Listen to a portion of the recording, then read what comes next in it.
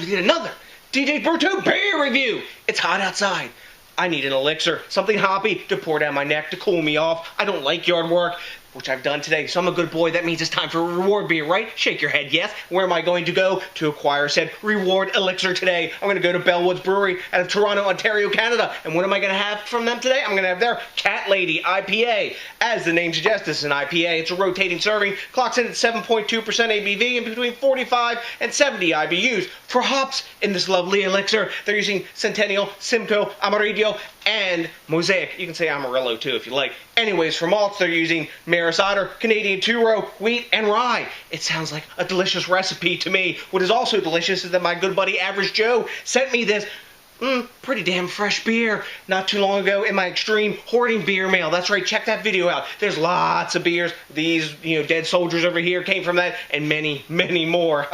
Yeah, I love hoarding beer. Anyways, enough bullshit about that. This beer, one thing I really like about it, even though I haven't tasted it, but besides the recipe that is the fact that it's named Cat Lady. Dude, that's freaking funny as hell. I mean, who names a beer Cat Lady? Well, I guess a Canadian brewery does. I really dig Canadian humor from John Candy, Jim Carrey, Rick Moranis, all those guys, man. Some of the best comedians have come from Canada. And let's see if one of the best beers has. So, time to pop the top on this bad boy, get it in the glass, and tell you what's up with the Cat Lady IPA. Let's see here. Boom, nice hiss off the top. Obsessively collectible Bellwoods crown. Let's get it in the glass. Damn, I can smell the hops wafting off of the cannon smoke at the top of this bad boy from here. Smelling orangey and citrusy. I like Mosaic hops. Yeah. Alright, got our 500 ml bottle. Chilling now. Let's see what's up in the appearance department. Wow. It's a hazy amber orange color, a lot of orange and brown hints coming through this beer. We got a solid 1 3/4 head, some really tightly packed bubbles around the sides, tiny bit soap sudsy on the surface, but really tight bubbles all the way. When I swirl it, yeah, we're going to get nice glass lacing in this. All these Bellwoods beers I've had so far have had nice glass lacing, and there's a decent amount of alcohol legs for me. We're in the 7% range. That's how it's going to happen, but take a look at that beer, guys. Really delicious IPA. This appearing IPA. Let's see if the aroma lives up to the appearance. Diving in. Wow, big citrus zest, mango, spicy rye, grapefruit, pine, dankness. It's got a really well-rounded, dank, piney, citrus, tropical, fruity kind of aroma really woven into each other, backed up in the background by that spicy rye. Not a lot of malt sweetness going on here in the aroma. The only malt that I'm picking up aroma-wise is the rye, which is that spice. Maybe a little bit of yeast esters in here as well. But really delicious smelling beer. I'm ready to dive in, guys. No alcohol aroma. Damn, I don't care if there is, really. Cheers. Thanks a million, Joe. Yeah. Right up front, I get a punch of mango first. Then after that, grapefruit, orange zest, maybe even a little bit lemony to some extent. I get a bit of pine at the sides of the tongue, and the back, it's a quite clean finish.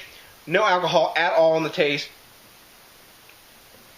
As you drink it and it sits on your palate, that spice from the rye malt kind of starts to build, and it kind of interplays with the zestiness that you're getting from the citrus and the mango, and the peppery mango skin kind of flavor that Mosaic throws. There's not as much dankness in the taste as there is in the aroma, but there is some there. The bigger player in this taste-wise, I think, the more you drink it, is that rye, which is cool.